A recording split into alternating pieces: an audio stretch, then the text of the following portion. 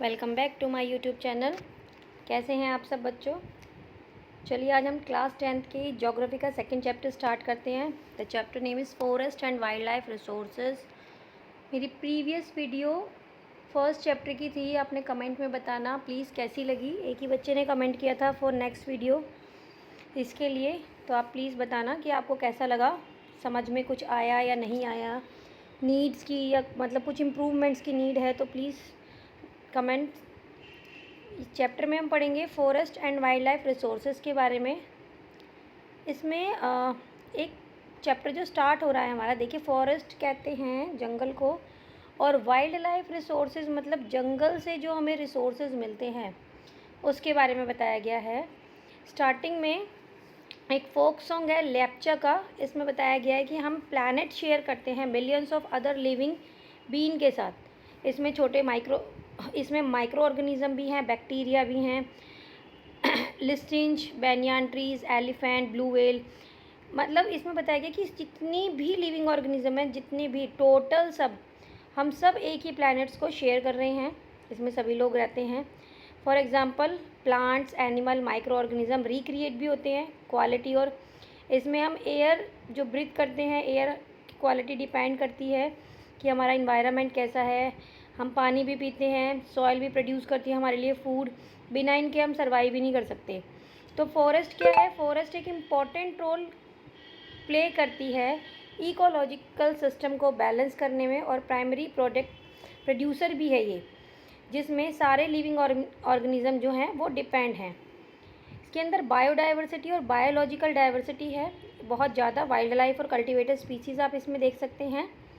First topic है हमारा flora and fauna in India. Flora and fauna in India में कि इंडिया में किस टाइप के एनिमल्स हैं हमारे यहाँ पर, और कितने टाइप्स की स्पीसीज़ हैं प्लांट्स में, ये बताया गया है। तो हम अपने चारों तरफ देखते हैं, हमारे चारों तरफ बहुत सारे एनिमल्स भी हैं, प्लांट्स भी हैं, एक यूनिक एरिया है। इनफैक्ट इंडिया जो है वो वर्ल्ड की रिचेस्ट कंट्री है इस टर्म में, जिसमें कि बहुत ज़्यादा वैरायटीज़ में फ्लोरा एंड फोना अवेलेबल है। अगर आप देखें तो ट्विस और threes the number of yet to be discover, हम ऑलरेडी पढ़ चुके हैं डिटेल में वाइल्ड लाइफ की वैरायटीज़ के और फॉरेस्ट के बारे में। प्रीवियस क्लास में 9th क्लास में भी टॉपिक हैं जिसमें आपको बताया गया है। तो हमें रियलाइज़ होगा कि किस तरीके से ये हमारे लिए इम्पॉर्टेंट है, और जो हमें रिसोर्सेज मिलते हैं फॉरेस्ट से वो हमारी डेली लाइफ में कितने ज़्यादा इम्पॉर्टेंट है। ये जो डाइवर्स है फ्लोरा और फोना का, ये एक दूसरे से इंटीग्रेटेड हैं डेली लाइफ में, इसीलिए ये बहुत ज़्यादा इंटेंसिटिव है हमारे इन्वायरमेंट को लेके। अब जब ये हमारे लिए इतने इम्पॉर्टेंट हैं फ्लोरा एंड फोना बोथ, हम इन आपस में ये इंटरडिपेंडेंट हैं, तो ऑब्वियस सी बात है हमें इन्हें कंजर्व करके रखना चाहिए। तो conserve forest and wild life in India किस तरीके से, तो कंजर्वेशन बैकग्राउंड है rapid decline, wild life population जो है, फॉरेस्ट्री जो है एसेंशियल है, लेकिन हमें नीड है इन्हें कंजर्व करने की, फॉरेस्ट को भी और वाइल्ड लाइफ की। क्यों, क्वेश्चन यहाँ से पुटअप हो रहा है, क्यों ज़रूरी है हमें इन्हें कंजर्व करके रखना। देखिए हम लोग इंटरडिपेंड हैं एनिमल्स पर, एनिमल्स हमारे ऊपर मतलब ह्यूमंस पर, प्लांट्स के ऊपर, प्लांट्स हमारे ऊपर। आपने साइंस में पढ़ा होगा कि कार्बन डाइऑक्साइड और ऑक्सीजन किस तरीके से, कि plants carbon dioxide exhale inhale oxygen, ये पूरा प्रोसेस हमने साइंस में पढ़ा हुआ है। तो वो कार्बन डाइऑक्साइड और ऑक्सीजन के थ्रू ही हम एक दूसरे के ऊपर इंटरडिपेंड है। अगर प्लांट्स नहीं होंगे तो हमें ऑक्सीजन नहीं मिलेगी, और हम नहीं होंगे तो उन्हें कार्बन डाइऑक्साइड नहीं मिलेगी। इसीलिए ज़रूरी है कि हमें इन्हें कंजर्व करके रखना और एक बैलेंस मेंटेन करके रखना, क्योंकि अगर हम बैलेंस मेंटेन करके नहीं रखेंगे तो भी हम सर्वाइव नहीं कर पाएंगे। सो कंजर्वेशन क्या है, इसमें हमें प्रिजर्व करके रखना है इकोलॉजिकल डाइवर्सिटी को, और हमारे लाइफ सपोर्ट सिस्टम को, उसमें क्या आता है वाटर, एयर एंड सॉइल, इन तीनों के बिना हम सर्वाइव नहीं कर सकते हैं। हमें प्रिजर्व करना है जेनेटिक डाइवर्सिटी, प्लांट्स और एनिमल्स की बेटर ग्रोथ के लिए, स्पीसीज़ और ब्रीडिंग की। फॉर एग्जांपल एग्रीकल्चर पे हम डिपेंड हैं ट्रेडिशनल क्रॉप्स वैरायटीज़ को लेके, फिशरी जो हैं ये बहुत हैवीली डिपेंडेंट हैं मेंटेनिंग को लेके। तो 1960 और 17 में कंजर्वेशन डिमांड हुई थी, जिसमें है आपका national wild life protection programme and Indian wild life protection programme. ये आपका क्वेश्चन है। ये एक्ट दोनों इम्प्लीमेंट हुए थे 1972 में। बेटा ये आपका क्वेश्चन है कि ये जो एक्ट थे कब इम्प्लीमेंट हुए थे। Wild life, national wild life protection programme and Indian wild life protection programme. आप देख सकते हैं एक्ट वाज इम्प्लीमेंटेड इन 1972। अलग अलग इसमें प्रोविजंस थे प्रोटेक्ट करने के लिए हैबिटेट्स को। पूरे इंडिया में लिस्ट किया गया था प्रोटेक्ट स्पीसीज़ को और पब्लिश किया गया था। प्रोग्राम जो थे ये प्रोटेक्ट के लिए बनाए गए थे, प्रोटेक्टिंग के लिए, और रिमेनिंग पॉपुलेशन को किस तरीके से हमें एंडेंजर स्पीसीज़ बाय बैनिंग करना है, हंटिंग के लिए हमें बैन करना है। आप देखेंगे बहुत सारे जो ह्यूमंस होते हैं वो हंटिंग में इंटरेस्टेड होते हैं। क्या करते हैं, उनके एनिमल्स के हॉर्न्स हैं, टीथ हैं, स्किन है, सारी चीज़ें उन्हें मार के और ये सारी चीज़ें मार्केट में बेचते हैं। तो इसके ऊपर भी हमें बैन करना है क्योंकि एनिमल्स की स्पीसीज़ क्या है, धीरे धीरे कम होती जा रही है और बहुत सारे एनिमल्स तो ऐसे हैं जो ख़त्म ही हो चुके हैं। तो इसे लेके हमने बहुत सारे लॉज बनाए हैं। सेंटर और स्टेट गवर्नमेंट दोनों ने इस्टेब्लिश किए हैं national park, wild life centuries, जो कि हम ऑलरेडी पढ़ चुके हैं in previous class. Central government जो है इन्होंने अनाउंस किए हैं बहुत सारे प्रोजेक्ट स्पीसीज़ को लेके।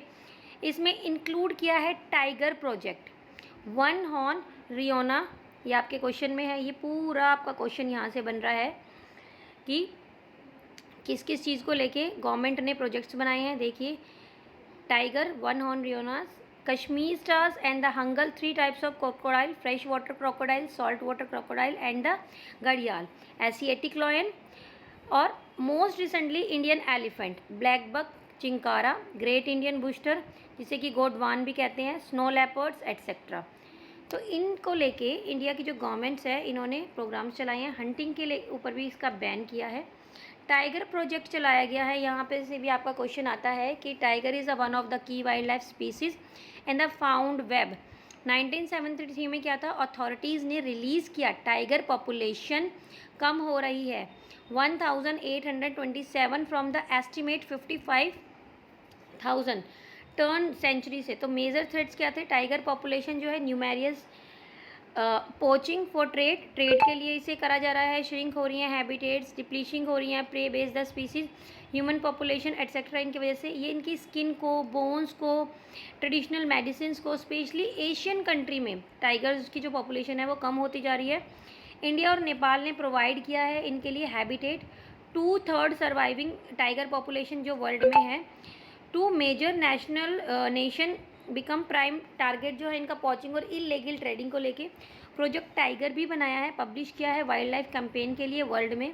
इन्होंने लॉन्च किया था 1973 में। Tiger conservation has been viewed not only for effort save endangered species but with equal importance as a mean preserving biotypes. यानी कि इसमें सिर्फ इसलिए नहीं कि वो टाइगर है बल्कि वो बाकी स्पीसीज, बाकी जो एनिमल्स हैं उसके अकॉर्डिंग भी हमें इन्हें प्रिजर्व करके रखना है। कॉर्बेट नेशनल पार्क उत्तराखंड में है, सुंदरबन नेशनल पार्क वेस्ट बंगाल में, बंधवाग्रह नेशनल पार्क मध्य प्रदेश में, Sariska wild life sanctuary in Rajasthan, Manas tiger reserve in Assam, Periyar tiger reserve in Kerala and the some tiger reserves of India. बेटा इनमें से आपके MCQs भी आते हैं कि कौन सा नेशनल पार्क कहाँ पर है, तो ये आप लर्न कर लेना। यहाँ से आप अपनी बुक में मार्क कर लेना, फ्यूचर में जब आपके एग्ज़ाम होंगे आपको हेल्प मिल सकती है। तो ये जो कंजर्वेशन प्रोजेक्ट्स हैं ये फोकस करते हैं बायोडाइवर्सिटीज़ पे। कुछ कंपोनेंट्स हैं इसके जिसके अंदर हम देखेंगे किस तरीके से इन्हें सर्च करने में डिफ़िकल्टीज़ भी होती है, कंजर्व मेज़र करने में। 1986 में कुछ 100 मतलब एक्ट बनाया गया वाइल्ड लाइफ को लेके 1980 से लेके 1986 में। 100 butterflies, mud beetles and 1 dragon fly had been added to list. इन्हें भी इस लिस्ट में डाला गया था, इनकी भी हंटिंग होती है। 1991 में पहली बार प्लांट्स को भी इसमें ऐड किया गया था, लिस्ट किया गया था। 6 स्पीसीज थी इसके अंदर। देन नेक्स्ट है हमारा types and distribution of forest and wild life resource. इन्हें देखिए आप डिस्ट्रीब्यूट किया गया है, इन्हें मेनली 3 पार्ट्स में डिस्ट्रीब्यूट किया गया है। फर्स्ट है reserved forest, second is protected forest and third is अनक्लास्ड forest. अब इसमें से क्वेश्चन आपका कैसे बनता है, डिफ़ाइन आ जाएगी इसमें से आपकी तीनों में से, मतलब नाम दे दिया जाएगा, डिफ़ाइन बताइए, या फिर एक लॉन्ग क्वेश्चन आ जाएगा। लॉन्ग क्वेश्चन में फिर क्या होगा आपको जो ये है क्या कहते हैं इसे, सॉरी, इसमें आपको बताना होगा कि फॉरेस्ट और वाइल्ड लाइफ रिसोर्सेज क्या होते हैं और इन्हें इतने पार्ट्स में डिवाइड किया गया है और इनकी नीड क्या है, रिजर्व इनकी रिसोर्सेज की कंजर्व करने की नीड क्या है, और यहाँ से आपका इंडिविजुअली डिफाइन भी आ सकती है। देन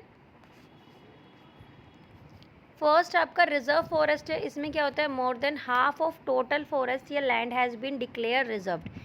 फॉरेस्ट के कुछ पार्ट को, ऑलमोस्ट हाफ पार्ट्स को डिक्लेयर कर देते हैं कि ये रिजर्व्ड है। रिजर्व्ड है, फॉरेस्ट रिग्रेट है, मोस्ट वैल्यूएबल है, तो इसे कंजर्व करके रखा जाएगा क्योंकि इसके अंदर बहुत सारे वाइल्ड लाइफ रिसोर्सेज हैं। सेकंड है आपका protected forest. 1/3 of total forest area protected forest है। इसमें डिक्लेयर कर दिया जाएगा कि फॉरेस्ट डिपार्टमेंट इसे प्रोटेक्ट कर रहा है। ये जो फॉरेस्ट लैंड है ये प्रोटेक्टेड है एनी फर्दर डिप्लेशन से। अनक्लास फॉरेस्ट, इसमें जो वेस्ट लैंड होता है वो बिलोंग करता है दोनों गवर्नमेंट और प्राइवेट इंडिविजुअल कम्युनिटी से। तो रिजर्व्ड और प्रोटेक्टेड फॉरेस्ट जो हैं ये रेफ़र करते हैं परमानेंट फॉरेस्ट, स्टेट्स मेंटेन करता है इसे। इनका पर्पस है कि जो हमारे रिसोर्सेज हैं, वाइल्ड लाइफ रिसोर्सेज हैं, उन्हें कंजर्व करके रखना फॉर द फ्यूचर जनरेशन। इसमें कुछ इंक्लूड किए गए हैं स्टेट्स। मध्य प्रदेश है आपका, has the largest area under the permanent forest constituting 75% it's total forest area, यानी कि इसका जितना भी फॉरेस्ट एरिया है इसका 75% जो है वो कंजर्व करके रखा गया है। जम्मू और कश्मीर, आंध्र प्रदेश, उत्तराखंड, केरला, तमिलनाडु, वेस्ट बंगाल, महाराष्ट्र, ये लार्जेस्ट परसेंटेज फॉरेस्ट हैं जिन्हें रिजर्व किया गया है टोटल फॉरेस्ट एरिया में से। इसके अलावा Bihar, Haryana, Punjab, Himachal Pradesh, Orissa, Rajasthan have a bulk of under protected forest. Then और नॉर्थ ईस्ट स्टेट, जिसके अंदर आपका गुजरात भी है, वेरी हाई परसेंटेज है फॉरेस्ट की। अनक्लास्ड फॉरेस्ट है इसमें, जिसे मैनेज करती हैं local community. Then community and conservation, आपने जब आप छोटे होंगे तो आपने सुना होगा चिपको आंदोलन, चिपको मूवमेंट। ये चिपको मूवमेंट इसलिए चलाया गया था कि प्लांट्स को ना काटना स्टार्ट कर दिया गया था, फॉरेस्ट में थे तो वहाँ के लोकल लोगों ने क्या करा, प्लांट्स को ना ऐसे हक कर लिया, हक करके वो लोग उस पर चिपक गए। तो इसीलिए, क्योंकि वो उस पर चिपक गए थे, इसीलिए उसको चिपको आंदोलन बोल दिया गया, चिपको मूवमेंट बोल दिया गया। उन लोगों ने कहा कि हम नहीं कटने देंगे, ये हमारी पूर्वजों के हैं, इससे ये हमारा फैमिली है, ये इनसे हमें सब कुछ मिलता है, तो उन्होंने इसे काटने से मना कर दिया था। उसके अगेंस्ट ये मूवमेंट चलाया था। इसके अलावा एक और मूवमेंट चला था, बीच बचाओ आंदोलन, टिहरी और नवादिया में। यहाँ से बेटा आपके क्वेश्चन बनते हैं कि बीच बचाओ आंदोलन क्या था और ये कहाँ पे इंट्रोड्यूस किया गया था। देन इंडिया ने ज्वाइन किया फॉरेस्ट मैनेजमेंट। आपका 1 नंबर का MCQ है, इंडिया यहाँ से जॉइंट फॉरेस्ट मैनेजमेंट, इसकी फुल फॉर्म पूछ सकते हैं आपसे। इसके अंदर आपके बहुत सारी लोकल कम्युनिटीज़ भी इन्वॉल्व हैं। एक बार मैं इसे लाइन टू लाइन रीड कर देती हूँ, अगर कुछ मुझे लगेगा इंपॉर्टेंट तो मैं बता दूँगी। कंजर्वेशन स्ट्रेटजी जो है वो न्यू नहीं है हमारी कंट्री में। India forest are also home to some of traditional communities. आपको पता होगा कि हमारे इंडिया में बहुत सारे ऐसे फॉरेस्ट हैं, बहुत सारे ऐसे प्लेसेस हैं जहाँ पे कम्युनिटीज़ रहती हैं, जिन्हें हम ट्राइबल्स कहते हैं। ठीक, तो ये उनका घर है, ऑब्वियस ही बात है, जब वो उनका घर है तो उसे वो डिस्ट्रॉय तो होने ही नहीं देंगे। बहुत सारे इंडिया में ऐसे एरिया हैं, लोकल कम्युनिटी स्ट्रगल भी करती हैं वहाँ की हैबिटेट को कंजर्व करने के लिए गवर्नमेंट के साथ। गवर्नमेंट ऑफिशियली रिकॉग्नाइज़ करते हैं कि आप इन्हें सिक्योर रखें लॉन्ग टर्म के लिए। सारिस्का टाइगर रिजर्व राजस्थान में है, वहाँ के विलेजर्स ने इसके अगेंस्ट फाइट भी की है कि माइनिंग सिटीज़ जो हैं वो वाइल्ड लाइफ प्रोटेक्शन के एक्ट बनाया गया था। बहुत सारे एरिया जो हैं विलेजर्स के, वो खुद से प्रोटेक्ट करते हैं वहाँ की हैबिटेट्स को, वहाँ पे रहने वाली जो भी स्पीसीज़ हैं, जो भी एनिमल्स हैं उन्हें। गवर्नमेंट भी उसमें इन्वॉल्व है। इन हैबिटेट 5 विलेज हैं अलवर डिस्ट्रिक्ट में, राजस्थान में, जिनमें डिक्लेयर हुआ है 1200 हेक्टर फॉरेस्ट जो है। भारोदेव दकव सेंचुरी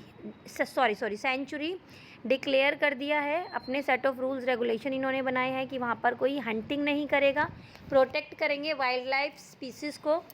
देन चिपको और ये बीच बचाओ, तो मैंने आपको मेन जो था इसमें बता ही दिया है कि चिपको मूवमेंट जो है फेमस है हिमालय में, लेकिन ये सक्सेसफुली नहीं रहा, लेकिन हिमालय में ही ये सक्सेसफुली नहीं रहा, रेस्ट्रिक्ट्स हो गया था डिफॉरेस्टेशन कुछ एरियाज़ में, और शो किया कम्युनिटी में afforestation with the indigenous species can be enormously successfully.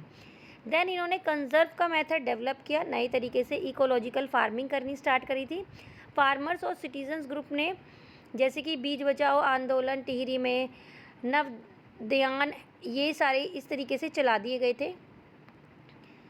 अब है आपका नेक्स्ट इसमें, हाँ, ये जो प्रोग्राम है फॉर्मलाइज़ किया गया था 1988 में, जब स्टेट उड़ीसा में पास किया पहली बार रिसोल्यूशन कि हम ज्वाइंट करेंगे JFM। अभी मैंने यहाँ पर आपको सर्कल करके बताया, इसकी फुल फॉर्म आएगी, आ सकती है JFM, joint forest management.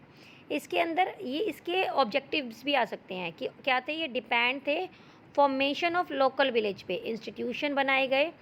Undertaken the protection क्यों बनाया गया था, undertaken the protection activity mostly degrade forest and land manage के लिए, लैंड को मैनेजमेंट कर रखना है और जो डिग्रेडेशन हो रहा है इसके ऊपर फोकस करना है। JFM के ये इसके अंदर हम बोल सकते हैं कि ऑब्जेक्टिव्स भी थे।